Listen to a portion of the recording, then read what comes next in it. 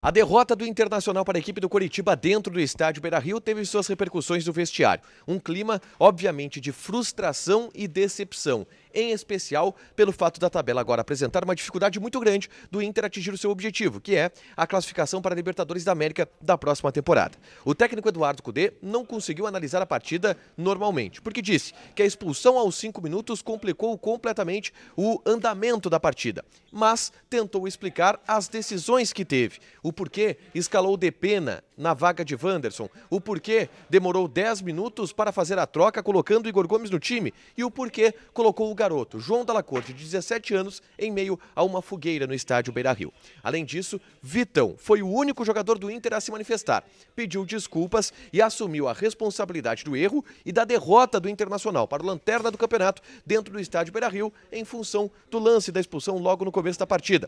O diretor de futebol, José Olavo Bisol, também veio ao microfone, mas para reclamar da arbitragem. Contestou algumas decisões do árbitro da partida e pediu para que não fosse feita terra arrasada em função deste resultado negativo. Esse é o Diário do Inter KTO deste domingo, 29 de outubro de 2023.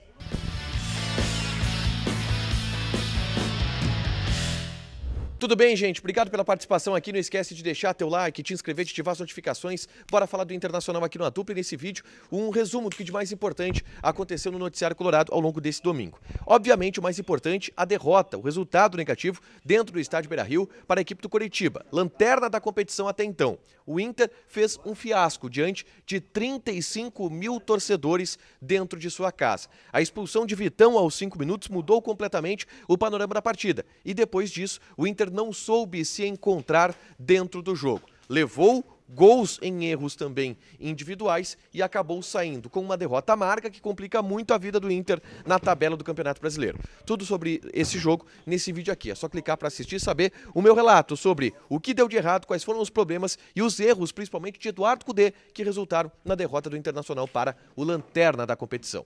Obviamente, o vestiário do Internacional e o ambiente das pessoas do vestiário era de uma frustração, de uma indignação muito grande. Todos estavam muito frustrados, todos estavam muito decepcionados, mas alguns estavam até indignados, estavam, enfim, insatisfeitos com aquilo que foi apresentado dentro de campo.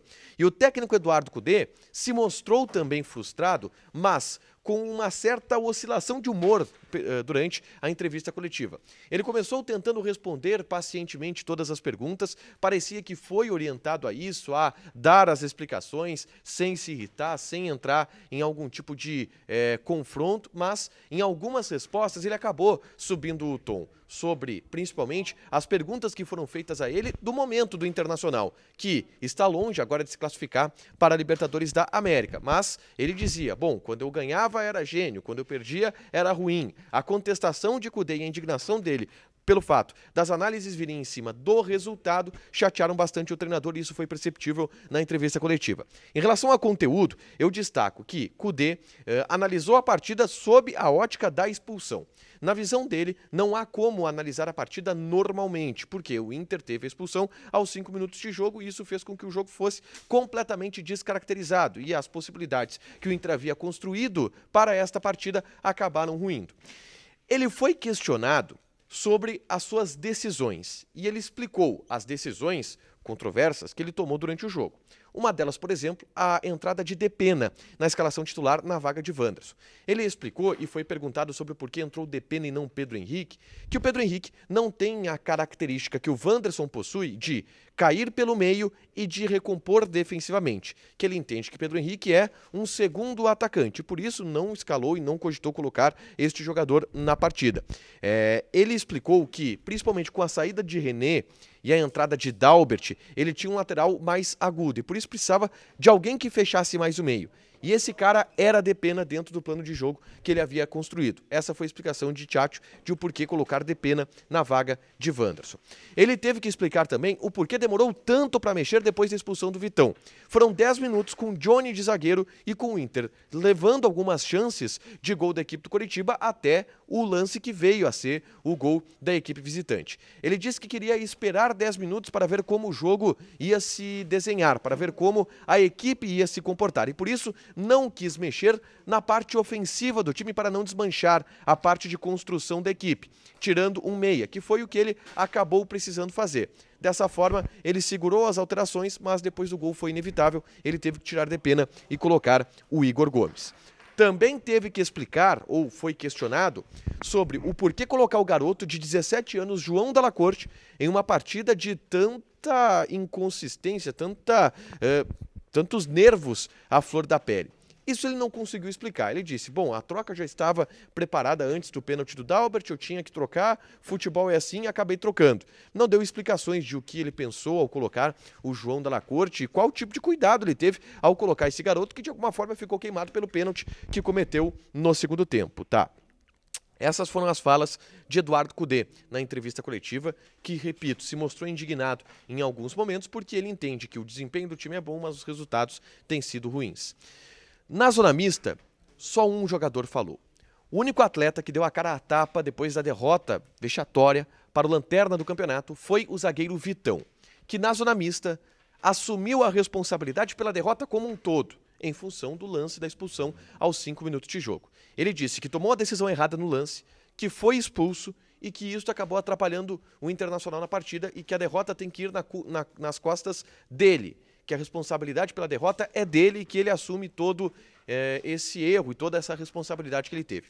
O Vitão é esse cara de personalidade forte, ele já teve em outros momentos demonstrações de que tem essa personalidade, inclusive um certo espírito de liderança mesmo sendo bastante jovem. Eu lembro, por exemplo, que no vestiário pós-eliminação para o Melgar, o Vitão foi muito elogiado porque foi o jogador do Inter que levantou a cabeça, foi conversar com a imprensa, falou com os jogadores dentro do vestiário que naquele momento estava arrasado. E hoje mostrou que teve hombridade, teve o peito de vir e assumir a responsabilidade pelo erro que cometeu, pela derrota, e nenhum jogador veio complementar o discurso de Vitão. Nenhum jogador veio, por exemplo, defender Vitão. Nenhum jogador veio também assumir sua responsabilidade em função da derrota. Apenas Vitão falou na zona mista.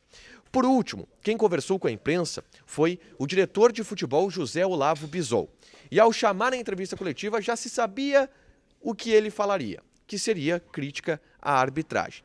A direção do Internacional foi aos microfones para manifestar uma insatisfação com a arbitragem do jogo. E não sobre a expulsão de Vitão, que no entendimento do Inter foi correta, mas sobre outros lances. A chegada do Matheus Bianchi em cima do Arangues, que na visão do Inter deveria ter causado a expulsão do meia do Curitiba, que até acabou marcando o segundo gol do jogo, foi o principal tópico da reclamação do dirigente colorado. Mas ele falou também sobre o alto número de cartões que o Inter acabou levando na partida, disse que o árbitro perdeu o controle do jogo e ele veio aos microfones para falar isso. Depois disse que sim, está todo mundo indignado, sim, está todo mundo frustrado com o resultado ruim, com o fato do Inter ter perdido em casa para o lanterna da competição, mas José Olavo Bisol falou em não fazer terra arrasada, porque o time vinha de 2 vitórias, o time vinha jogando bem e vai recuperar o rendimento na próxima rodada. Não fazer terra arrasada depois de perder para o lanterna da competição. Para fechar, gente, vamos falar aqui de KTO, tá? Vou passar algumas odds dessa próxima semana. Lembrando, o Inter volta a campo na próxima quarta-feira contra a equipe do América Mineiro. E a gente tem, exatamente nessa quarta-feira, jogos pelo Campeonato Brasileiro. Por exemplo, Flamengo e Santos. Odd do Flamengo 1.42, empate 4.5, Santos 7.5. Joga na KTO, te registra, coloca o cupom A Dupla que tu ganha 20% de bônus em cima do teu primeiro depósito. Fechado? Deixa teu like, te inscreve, ativa as notificações que vai ter mais conteúdo aqui no canal. Beijo!